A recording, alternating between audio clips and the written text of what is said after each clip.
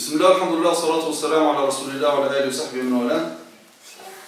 Donc nous arrivons à la dernière qualité de Ibad ar-Rahman, donc des serviteurs de tout miséricordieux. Donc nous avons vécu en compagnie de cette élite parmi les croyants, Ibad ar-Rahman.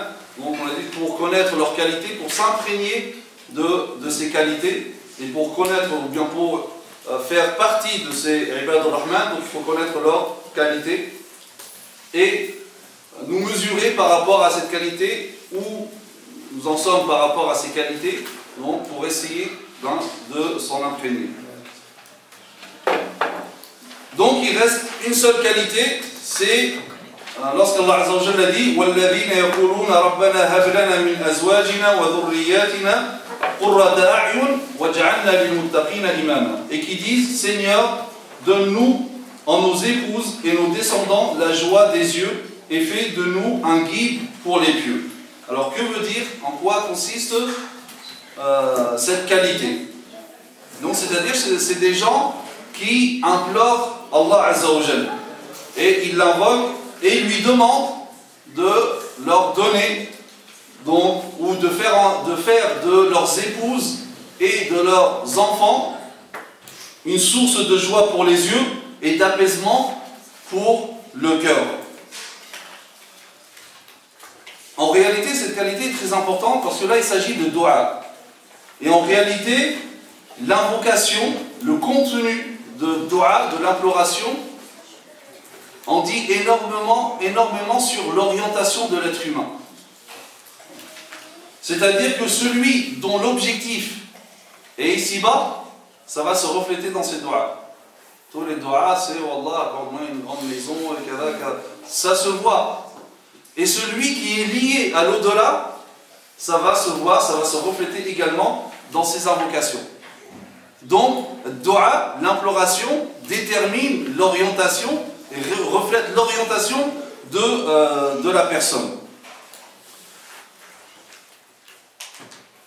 Et donc, l'imploration nous dit aussi beaucoup de choses par rapport à l'aspiration de l'être humain. Et dans le Coran, nous avons des exemples d'imploration.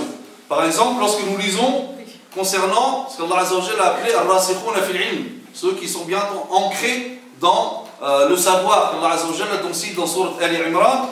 Donc, il dit d'eux, ils citent donc leur invocation, ils disent رَبَّنَا لَا تُزِغْ قُلُوبَنَا بَعْدَ إِذْ هَدَيْتَنَا وَهَبْ لَنَا مِنْ لَدُنْكَ رَحْمَةً إِنَّكَ أَنْتَ الْوَهَّابُ. Seigneur, ne laisse pas dévier nos cœurs après que tu nous aies guidés et accorde-nous ta miséricorde, c'est toi certes le grand donateur. Donc regardez, dua toujours lié à l'au-delà.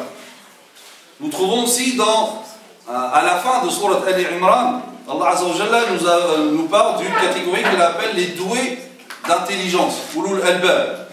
Donc dans lequel Allah Azza wa Jalla nous dit qu'ils font ce genre d'invocation. Rabbana innana sami'na munadiyan yunadi lil iman an aminu bi rabbikum fa amanna. Rabbana faghfir lana dhunubana wa kaffir 'anna sayyi'atina wa tawaffana ma'al abrar. Rabbana wa atina ma wa'adtana 'ala rusulika wa la tukhzina yawm al-qiyamah. Innaka la tukhliful mi'ad. On dit Seigneur, nous avons entendu l'appel de celui qui a appelé ainsi à la foi. Croyez en votre Seigneur, et dès lors nous avons cru. Seigneur, pardonne-nous nos péchés, efface de nous nos méfaits, et place-nous à notre mort avec les gens de bien. Seigneur, donne-nous ce que tu as promis par tes messagers, et ne nous couvre pas d'humiliation au jour de la résurrection, car toi tu ne manques pas à ta promesse. Donc regardez toujours cette doua liée à l'au-delà. Donc c'est-à-dire que l'aspiration des gens, de ces gens-là, c'est l'au-delà. On trouve aussi par exemple ces jeunes, ce groupe de jeunes dans Sourate Al-Kahf, qui lorsqu'ils invoquent Allah Azza wa Jalla, ils disent Rabbana atina min ladunka rahmatan wa hayyi lana min amrina rashada. Dit ô notre Seigneur, donne-nous de ta part une miséricorde et assure nous la droiture dans tout ce qui nous concerne. Ibrahim alayhi salam, aussi un autre modèle dans le dua, il dit Rabbi ja'alni muqima as-salati wa min dhurriyyati Rabbana wa taqabbal du'a Rabbana ighfir li wa li walidayya wa lil mu'minina yawma yaqumu al-hisab. Donc Allah Azza wa Jalla nous cite cette invocation, il dit ô mon Seigneur, fais que j'accomplisse la salat ainsi que ma descendance. Exauce ma prière, ô notre Seigneur. Ô notre Seigneur, pardonne-moi ainsi qu'à mes parents et aux croyants le jour du jugement. Et Allah Azza wa Jalla nous parle aussi de ces gens au pèlerinage. Il y a deux catégories de gens donc, qui font des invocations pendant le pèlerinage. Il nous dit فَمِنَ النَّاسِ مَنْ يَقُولُ رَبَّنَا آتِنَا فِي الدُّنْيَا وَمَا لَهُ فِي الْآخِرَةِ مِنْ خَلَاقٍ وَمِنْهُمْ مَنْ يَقُولُ رَبَّنَا آتِنَا فِي الدُّنْيا حَسَنَةً وَفِي الْآخِرَةِ حَسَنَةً وَقِنَا عَذَابَ النَّارِ. Donc il dit فَمِنَ النَّاسِ, parmi les gens donc, qui font le pèlerinage, il y a certains qui disent رَبَّنَا آتِنَا فِي الدُّنْيا, donne-nous une belle part ici-bas, mais ils n'auront aucune part dans l'au-delà. Donc c'est-à-dire, leur aspiration c'est ici-bas uniquement. Pendant que d'autres, donc ceux-là, Allah Azza wa Jalla leur fait des reproches, et là par contre il va faire des éloges de l'autre catégorie de personnes, il dit, et parmi eux, il y en a qui disent, Seigneur Dieu, accorde-nous une belle part ici-bas, et une belle part dans l'au-delà, et épargne-nous l'enfer. Donc, l'être humain, finalement, donc, il implore Allah Azza wa Jalla selon son aspiration, selon ce qui le préoccupe. Et donc, c'est vrai aussi pour Ibad al-Rahman. Donc c'est pour cela que Allah Azza wa Jalla, en décrivant leurs qualités, donc il cite leur invocation. Et auparavant, on avait déjà vu une autre invocation. Donc ils disent وَالَّذِينَ يَقُولُونَ رَبَّنَا اصْرِفْ عَنَّا عَذَابَ جَهَنَّمَ إِنَّ عَذَابَهَا كَانَ غَرَامًا. Donc ceux qui disent Seigneur Dieu, écarte-nous ou écarte l'enfer de nous. Donc regardez, Ibad al-Rahman, toujours dans leur imploration, donc ils aspirent à l'au-delà. Et également, cette fois-là, également, donc, cette invocation qui dit Rabbana hab lana min azwajina wa dhurriyyatina qurrata a'yun waj'alna lil muttaqina imama. Donc, Seigneur Dieu, accorde-nous, donc, à travers nos épouses et nos enfants, donc une source de joie pour nos yeux et fais de nous des guides pour les pieux. Donc ici, il s'intéresse à la vie d'ici-bas, mais il ne s'agit pas de passion, de désir éphémère, mais c'est une chose qui, par rapport à ce bas monde, les épouses et les enfants, mais liée à l'au-delà. Donc, c'est-à-dire qu'ils veulent voir en leurs épouses et leurs enfants une source de joie pour les yeux et une source d'apaisement pour les cœurs. Et ça c'est quand? C'est lorsque ces gens-là, donc épouses, enfants, etc., donc obéissent à Allah Azza wa Jalla. Donc, dua commence tout d'abord par Rabbana hab lana min azwajina. Donc, accorde-nous parmi nos épouses, car effectivement, la femme vertueuse, la femme pieuse, représente la joie des yeux de son mari. Et d'ailleurs, c'est l'un des éléments essentiels du bonheur, comme dit le prophète, lorsqu'il cite les éléments essentiels du bonheur, il cite tout d'abord donc la femme vertueuse. Donc la femme vertueuse, en réalité, donc c'est le plus grand trésor que peut posséder l'homme, que peut avoir. Donc, attention, lorsque je dis posséder ici, ça veut dire qu'il ne possède pas la femme en tant que, parce qu'on ne sait jamais, les femmes doivent être féministes. Oh, qu'est-ce qu'il a dit, l'homme possède. Là, je parle, c'est une image. La meilleure chose que peut avoir l'homme, le trésor, le meilleur trésor que peut avoir l'homme, donc c'est avoir donc une femme vertueuse qui l'aide dans l'accomplissement de ses devoirs religieux, qui l'aide à lutter contre les penchants négatifs de son nefs, qui chemine avec lui dans la satisfaction d'Allah Azza wa Jalla, dans le fait d'être au service d'Allah Azza wa Jalla et de sa religion. C'est pour ça en fait, lorsqu'il y a un mariage, il faut que le mariage soit autour d'un projet. Et ce projet-là, il doit être lié à l'au-delà. On se marie pourquoi? Juste pour avoir des enfants, les enfants ils grandissent, ils ont des diplômes, ils travaillent, c'est tout. Là, c'est pour le travail, donc l'homme cherche une femme, la femme cherche un homme, donc ils vont s'unir autour d'un projet. À travers ce projet, ils vont servir leur religion, ils vont plaire à Allah Azza wa Jalla. Et c'est cheminer ensemble pour accéder tous les deux au paradis. C'est ça le but. Et donc, l'homme demande à Allah Azza wa Jalla une telle femme pour réaliser cet objectif. Car comme dit le prophète sallallahu alayhi wa sallam, la femme vertueuse, c'est l'un des éléments fondamentaux du bonheur ici-bas, pareil, le contraire, ça c'est l'un des éléments de la tristesse, du malheur ici-bas. Comme dit le professeur Hassan dans le hadith, 3 choses sont des causes de brisement, ça brise l'être humain. Tout d'abord, il dit un imam au sens d'un responsable politique qui, lorsque tu agis bien, n'est pas reconnaissant et lorsque tu faillis, ne pardonne pas. Un mauvais voisin qui tait ce qu'il voit de bien et répand ce qu'il voit de mal. Quelqu'un qui a un voisin comme ça, c'est infernal. Et une femme qui te nuit par sa présence et te trahit en ton absence. Encore, c'est le fitna. Donc pareil, à son tour, attention, lorsque la femme aussi qui veut faire partie du Ibad al-Rahman, donc elle aussi, elle va implorer Allah Azza wa Jalla pour qu'Allah Azza wa Jalla lui accorde un homme, donc vertueux, qui sera lui aussi donc la source de la joie de ses yeux et la source de l'apaisement dans son cœur. Donc ça va dans les deux sens. Donc c'est ainsi que Ibad al-Rahman disent donc Seigneur, Dieu, donne-nous en nos épouses et nos descendants la joie des yeux et fais de nous des guides pour les vieux. L'imam Hassan al-Basri a été interrogé au sujet de Qurratul A'yun. هب لنا من أزواجنا وذريات قرة أعين. قرة العين, donc cette joie des yeux, ils lui ont dit, est-ce que c'est la joie des yeux ici-bas ou dans l'au-delà? Il dit, c'est ici-bas.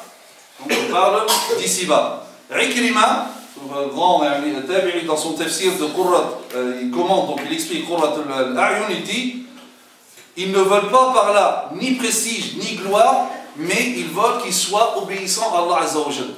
C'est ça. Qu'est-ce qui procure la joie des yeux et l'apaisement du cœur? C'est lorsque on voit l'époux voit son épouse obéissante à Allah Azza wa Jalla et l'épouse voit aussi son époux obéissant. Les femmes, parmi les plus prédécesseurs, donc pendant les 3 premières générations de l'islam, lorsque le mari partait le matin pour chercher la subsistance, le rizq, elle lui dit, Ya Abdallah, ô serviteur de Dieu, crains Allah, car nous pouvons patienter face à la faim et la soif, mais on ne peut pas patienter face à l'enfer. Il ne nous fait pas manger quelque chose d'illicite. Et donc, dans cette source, parmi les sources de joie des yeux et l'apaisement du cœur, c'est aussi donc les enfants. Les enfants. Donc, et le mu'min, le croyant, ne se réjouit pas uniquement en voyant ses enfants grandir, tout simplement, et avoir un bon poste, gagner de l'argent, etc., des bons postes, etc., et qu'ils soient riches alors qu'ils sont destinés en enfer. À quoi ça sert? Puis un enfant, il a grandi, Masha'Allah, il a des diplômes, etc., c'est bien. Mais si tu ne l'as pas éduqué de manière à obéir à Allah Azza wa Jal, à quoi ça sert si finalement il est destiné en enfer? Donc vraiment les parents, lorsqu'ils voient leurs enfants grandir, ce qui va procurer, écoutez bien les enfants s'il y en a qui m'écoutent, ce qui va être la source de la joie de vos parents, c'est pas uniquement que vous travaillez bien à l'école ou avoir des grands postes, etc. C'est d'être des personnes obéissantes à Allah Azza wa Jal. Et d'ailleurs, c'est dans ce sens que le prophète Hassan dit, Allah Azza wa Jalla va interroger donc toute personne responsable par rapport donc à l'objet de sa garde. Est-ce qu'il a été donc à la hauteur de sa responsabilité ou est-ce qu'il a été négligent? Donc, c'est-à-dire que l'être humain sera interrogé sur sa famille, sur les enfants, l'épouse, etc.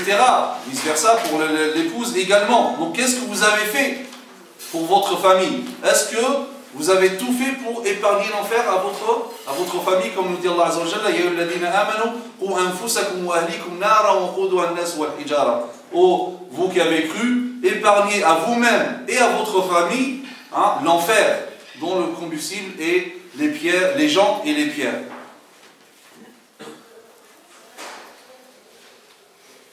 Et ce qui fait en sorte que les enfants soient aussi donc une source de joie pour les yeux et une source d'apaisement pour le cœur, c'est de voir des enfants respectueux envers les parents.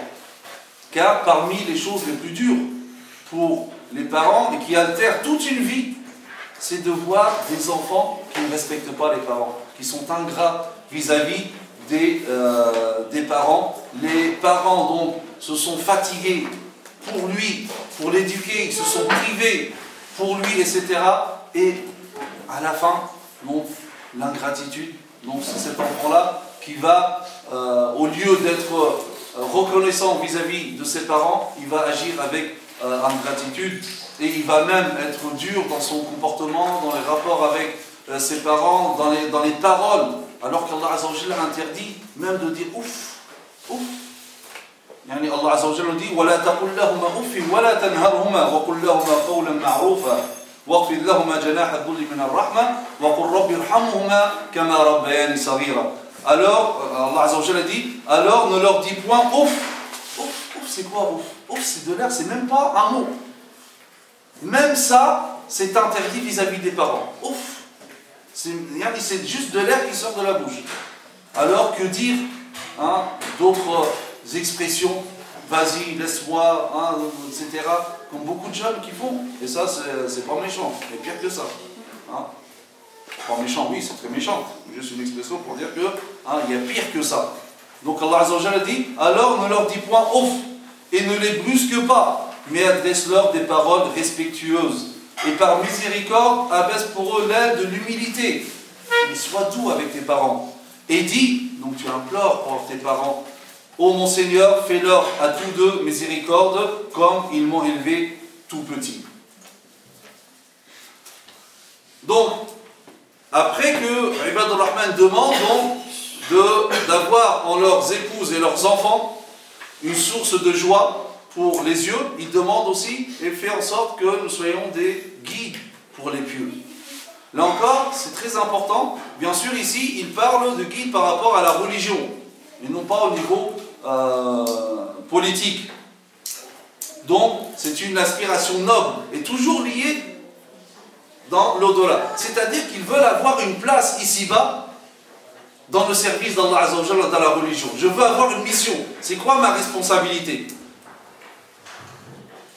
Et ça, c'est très important. Chacun parmi nous doit se poser cette question. Qu'est-ce que je fais pour l'islam? Est-ce que je suis vraiment au service de ma religion? C'est quoi? Est-ce que j'ai une responsabilité? Je veux jouer un rôle pour ma religion, pour da'wah. Et ça, c'est très important. Et regardez, les Ibad al-Rahman demandent cela. Et s'ils le demandent, donc, il faut le concrétiser. Donc, demandez à Allah Azza wa Jalla que nous jouons un rôle dans da'wah, que nous soyons des guides pour les gens. Et c'est ça, les imams, donc, vers le bien. Il y a deux sortes d'imams. Les imams, quand on dit les imams, c'est ceux qui guident les gens vers quelque chose. Il y a soit al-aïmma, donc, des guides vers le bien, ou des guides vers le mal. Et nous implorons Allah Azza wa Jalla pour être des gens qui guident vers le bien. Donc voilà les qualités de Ibad al-Rahman. Donc Ibad al-Rahman, c'est des personnes qui implorent Allah Azza wa Jalla et leurs implorations donc, sont toujours liées dans l'au-delà. C'est-à-dire que le cœur est accroché à l'au-delà. Et donc ils espèrent avoir donc des épouses et des enfants pieux pour qu'ils soient des éléments aussi de da'wah qui vont à eux-mêmes servir la religion et que eux et les enfants et les épouses soient tous des guides pour le bien, vers le bien. Donc voici, donc c'était tout cela les qualités de Ibad al-Rahman. Donc il est bon de revenir et relire, réécouter donc qualité par qualité et voir où je suis de ces qualités-là. Qu'Allah Azza wa Jalla fasse en sorte que nous soyons tous parmi Ibad al-Rahman, car la récompense, comme dans les versets qui suivent, c'est Al-Firdaus, dans le paradis. أقول قولي هذا واستغفر الله لي ولكم وسبحانك اللهم وبحمدك نشهد أن لا إله إلا أنت نستغفرك ونتوب إليك وصلى اللهم على سيدنا محمد وعلى آله وصحبه وسلم تسليما كثيرا.